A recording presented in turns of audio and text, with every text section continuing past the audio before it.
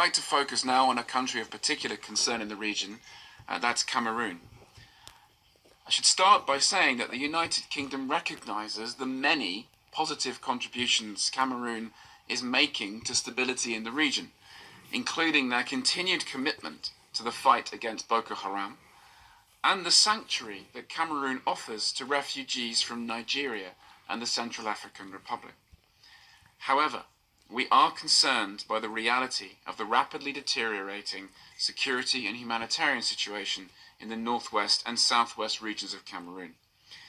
In particular, we are concerned about high levels of displacement and take very seriously Rina Galani's warning that this is now one of the fastest growing displacement crises in Africa, and reports of human rights violations and abuses perpetrated by armed separatist groups and government forces, including extrajudicial killings, other killings, abductions, restrictions of movements, and access to health and education restrictions as described in the Secretary-General's report.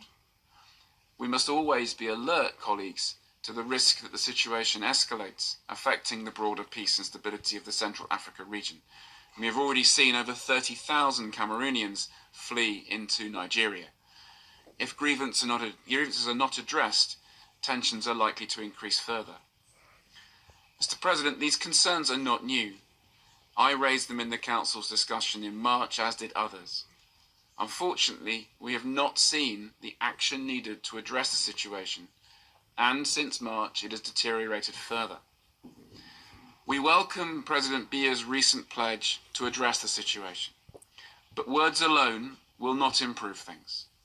We strongly urge the government of Cameroon to take urgent action, including by actively addressing the situation through inclusive dialogue with the Anglophone leadership to address the underlying issues, undertaking confidence-building measures in order to diffuse tensions and build conditions for dialogue.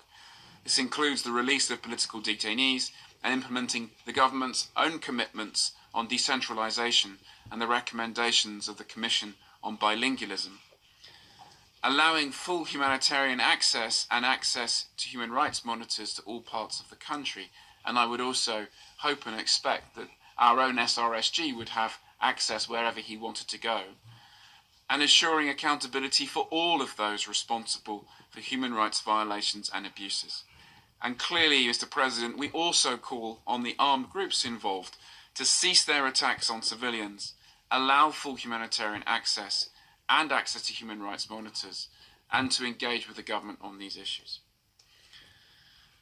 The UK, for its part, is committed to supporting Cameroon, and I am pleased to announce today that the United Kingdom is contributing $3.1 million to the UN's response in the Anglophone regions.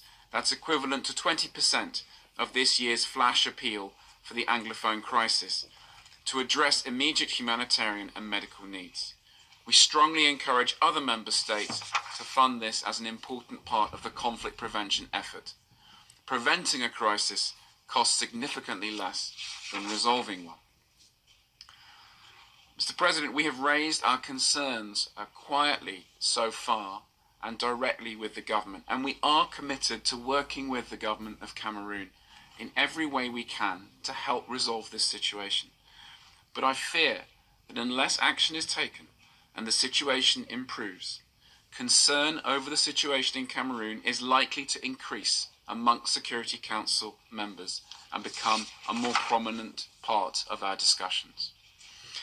Mr. President, in addition to Cameroon, I would like to raise our ongoing concern about the humanitarian